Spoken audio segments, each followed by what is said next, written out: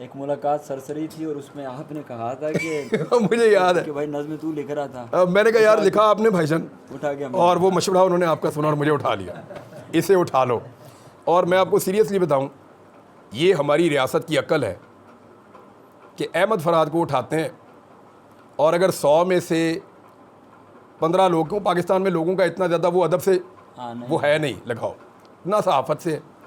अगर 100 में से 20-25 लोगों ने पहले सुनी हुई थी ना, अब 100 के 100 ने सुनी हुई है और ज़ुबानी याद है। और आपको पता है उसमें बहुत सारे शेर इजाफा भी हो गए हैं। अब आप अगर अपनी खाली इस गज़ल पे किताब लिखें तो पूरी हो जाएगी, इतना ज़्यादा लोगों ने उसके अंदर अपना एडिशन कर दिया है। मेरे कश्मीर, मेरे मोहल्ले में कानामुरी मेरे उस गांव का नाम है, वहाँ पर छोटे छोटे जो बच्चे थे ना, वो मुझे सुनाते थे, मेरी नज़्म सुनाते थे मुझे रोक रोक कर। यही वाली और मैं तो कह रहा हूँ भाई इनका शुक्रिया, ये तो मेरी मार्केटिंग टीम है। आज मलकू को यार जिस तरह किया उसके साथ जो हुआ, और पता नहीं कैसे हुआ, अब वो गा के प्रेस कॉन्फ्रेंस कर रहा है। मामला ये है, इतनी सुरीली प्रेस कॉन्फ्रेंस मैंने अपनी ज़िंदगी में नहीं सुनी। ऑपरेशन इस्लाह मलकू गा के उसने प्रेस कॉन्फ्रेंस की। तो मामला इससे क्या हुआ, इससे क्या हुआ? मैं ये कह रहा हूँ कि ये लोग इसको मजाक के तौर पे लेते हैं। मेरे ख्याल में रियासत को संजीदा होना चाहिए और संजीदा होकर अपने शहरियों की तरफ देखना चाहिए कि उनकी तमन्ना क्या है, वो इस मुल्क को, जो मुल्क के असल मालिक हैं, वो कैसे चलाना चाहते हैं। उनकी तरफ देखें, उनसे पूछें, उनके फ़ैसलों का एहतराम करें। ये मुल्क देखें, इस मुल्क के लोगों ने कभी गलत फ़ैसला नहीं किया। 47 में इन्होंने 47 में इन्होंने फ़ैसला किया, इनका फ़ैसला बिल्कुल ठीक था, इन्होंने मुल्क बना दिया। 47 में इनका फैसला। 65 में इन्होंने फैसला किया टक्कर देंगे, इन्होंने ऐसी टक्कर दी, अपने से कई गुना बड़े दुश्मन को इन्होंने 1 इंच इन्होंने नहीं घुसने दिया। 71 में लोगों ने फैसला नहीं किया, लोगों के फैसले के साथ तसादम हुआ, देखें क्या हो गया।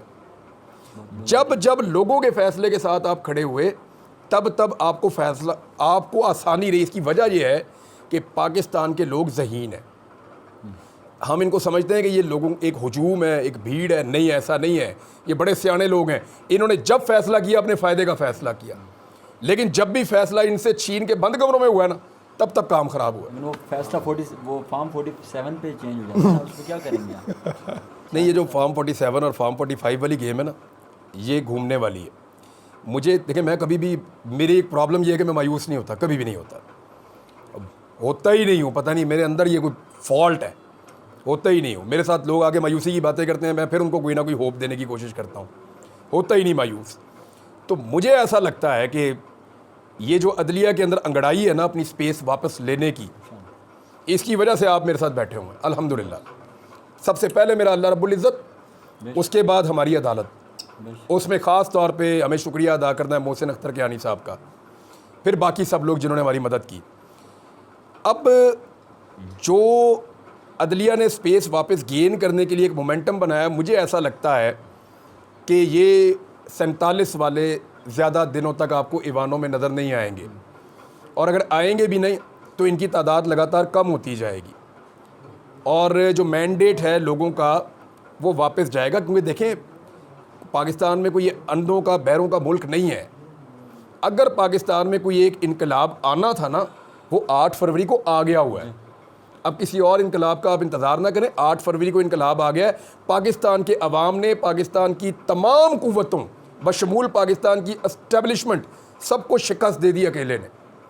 इन्होंने इमरान खान को थोड़ी वोट डाला, लोगों ने तो एक्चुअली पाकिस्तान को वोट डाला है कि भाई ये सारे लोग रिस्पॉन्सिबल हैं इस मुल्क को यहाँ तक पहुँचाने के लिए। ये सारे कह रहे हैं इधर वोट डालो, हमने इधर। आपने कंपेन में, मैं एक चीज़ छोटी सी लोग कहते थे सोशल मीडिया पे, लोग उसको ना सरसरी अंदाज में देखते हैं, मैंने उसको बड़ी गहराई से देखा था। तो फरहाद भाई, मामला ये था कि कई लोग लिखते थे कि कोई ज़रूरत नहीं उस इंतखाबी निशान को याद रखने की जो तहरीक इंसाफ के हमायत याफ्ता उम्मीदवार का है, बस ये 4 निशान याद रखो, इन पे मोड़ नहीं लगनी चाहिए गलती से भी। वो 4 निशान किसके थे?